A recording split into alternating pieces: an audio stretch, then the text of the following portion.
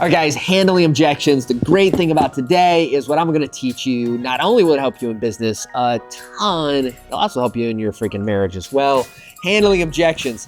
10 years ago, I was studying this stuff with Google, doing some of our work, and everything I learned there, everything we taught then is the exact same stuff today. It's a formula. There's a formula for handling objections and overcoming them, and I'm going to show you what it is. All right, step number one is to acknowledge what is happening. Isn't there a D in there? I don't know. Acknowledge. Now, there's a secret.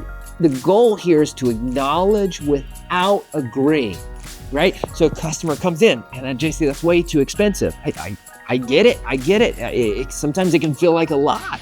Or, all right, JC, I'm not getting any calls. Like, I signed up with your marketing company, I'm not getting any calls. Dude, if I just wasn't getting any calls, I'd be upset too. I understand the feeling. And the more we can relate to that feeling, the better off we're gonna be for this next step. All right, now next step two. This is the one that 90% of you absolutely ignore. I'm gonna tell you a story of how I messed this up as well. And that is, we ask questions. I gotta really understand the problem they're having. I'm gonna tell you a story.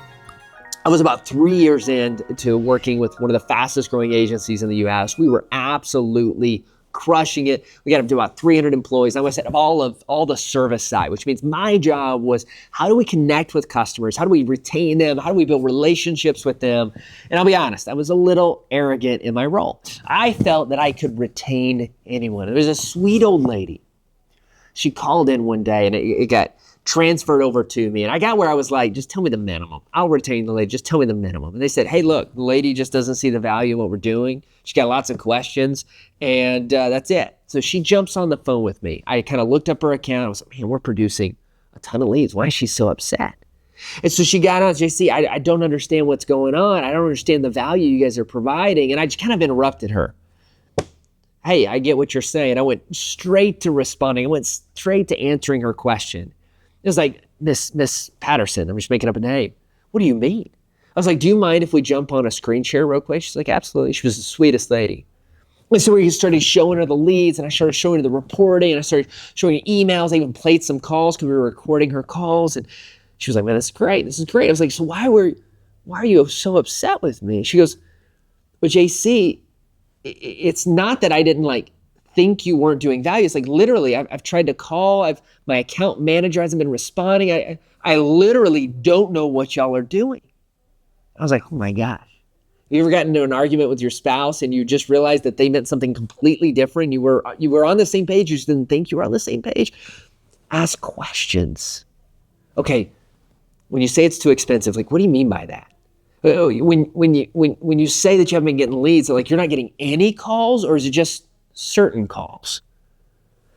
I want to acknowledge, I want to ask questions, and then I want to clarify. Once you've asked enough questions, then you want to, okay, so what I hear you saying is you're getting tons of calls in your business.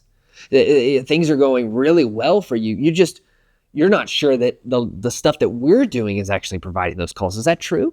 Is that correct? A client, I understand you said it's too expensive, but really what I hear you saying is that the value that you're getting, you just don't think offsets the price. You're willing to pay that much, but not for a 5-page website.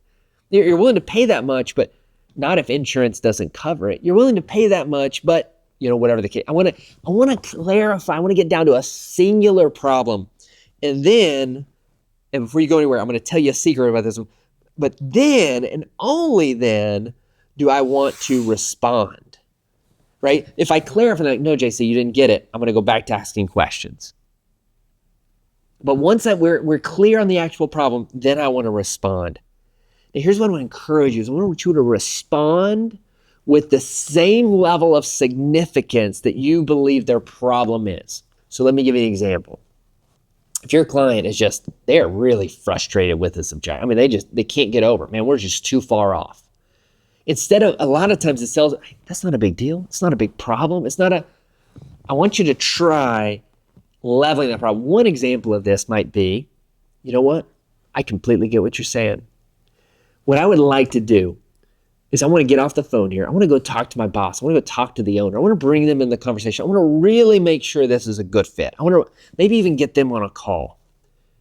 And then we're going to decide if we can overcome this problem, right? Like, and your idea there is that my solution, sometimes my wife has this big issue. I mean, it's her head. It's this big problem. I'm like, babe, that's easy.